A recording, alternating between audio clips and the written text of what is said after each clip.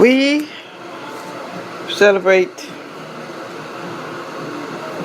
4th of July, 4th of July, which represent what?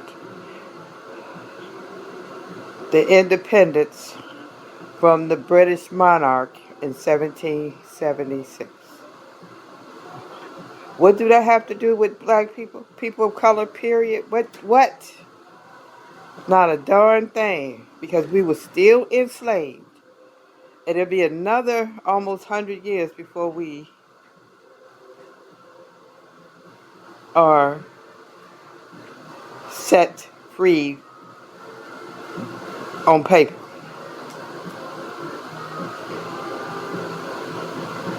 But do we celebrate that Emancipation Proclamation? Do we have a holiday for that? I'm thinking. No. You know why? Because they don't want to piss off the other white people. The southern people. See, you have the north white people and the south white people. And really, I think they had a truce. I don't think the north won. I don't think nobody won. Because the south was able to terrorize black people for another 100 years. They was able to still continue to run the South.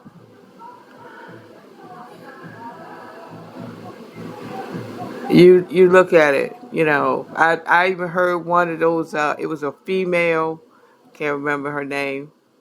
She said, don't come down here getting our Negroes upset. And the black people that's down there, they seem to be okay with it. You know what they doing with Jackson's? They trying to turn Jackson into an all-white jury. And now we celebrating this thing called the Juneteenth. We are literally celebrating us black folks being so ignorant that they didn't even know they was free until a year later. And we celebrating that. Why do we celebrate our ignorance?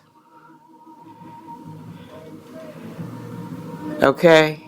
Now they got to celebrate Martin Luther King Jr.'s birthday, which is fine. I ain't saying nothing against it. But, well,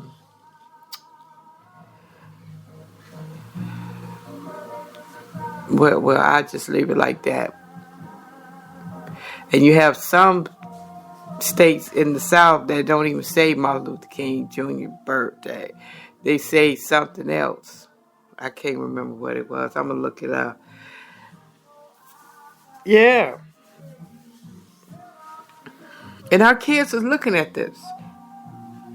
They is looking how weak their people is.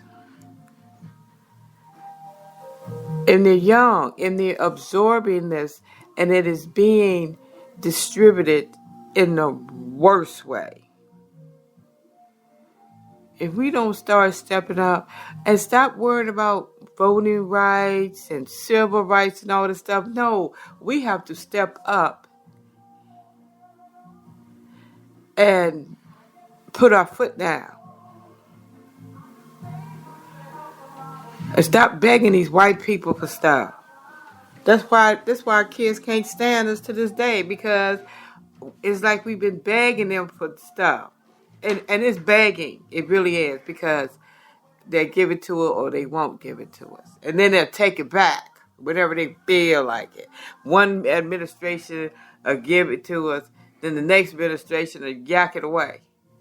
What kind of crap is that?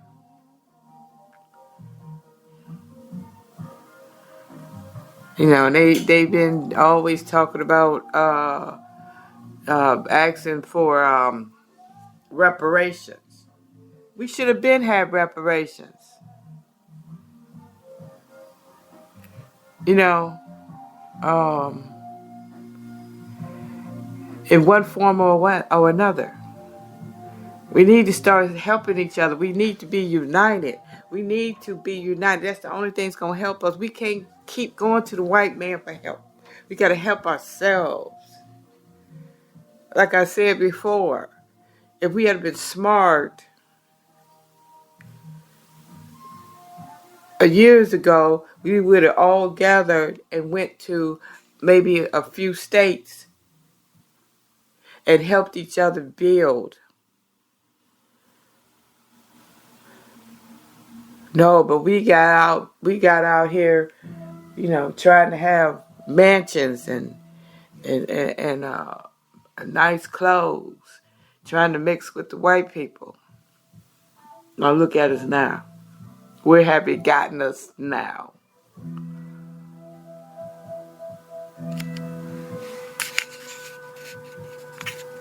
Unite is the only thing. We have to spend our money among each other.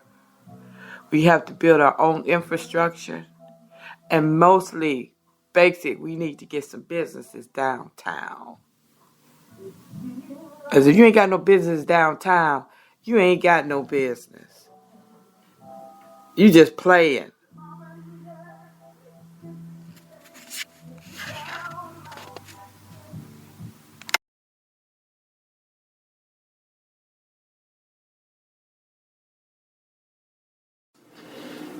Yeah, I was just looking at this Ghana, the Black Star of Africa.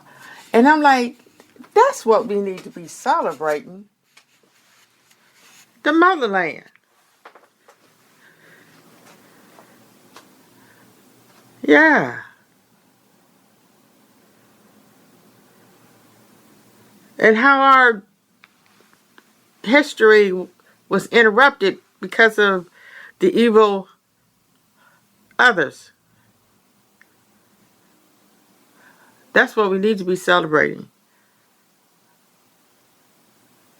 The richness and the creativity and the civilization that our mother Africa gave us. Enrich, celebrate our greatness instead of celebrating the greatness that the white man gave us. We always talk about, the first black Afro-American to be the mayor of Pennsylvania. Are we tired of being the first black person to do something? Where the truth of the matter is, we was the first of everything. Before the whole world, and you know what? The whole world is still not occupied. But before the whole world became to being different nations and stuff, we were nation builders. The first civilization. The first to read and write. Yeah. So we're going to be celebrating our mother land of Africa. Well, you people, some people, they want to say, no, I came from this place, but everybody came from Africa. That was the start of civilization. And I believe that because just look at it. Africa has everything.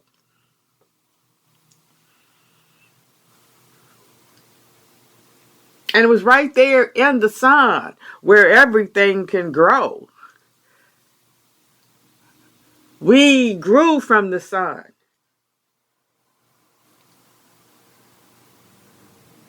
And then, of course, we started being adventurous and started going different places. And the ones, you know, and um, and that's the way it was supposed to be. And sooner or later, certain people start going to China and all these other nations, and they formed their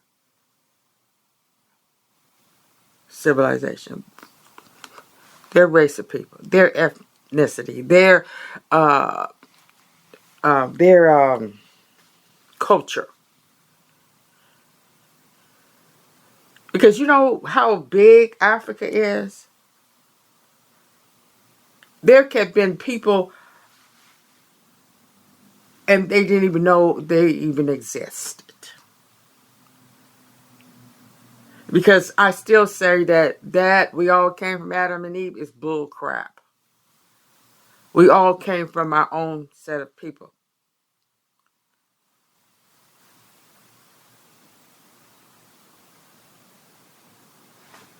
And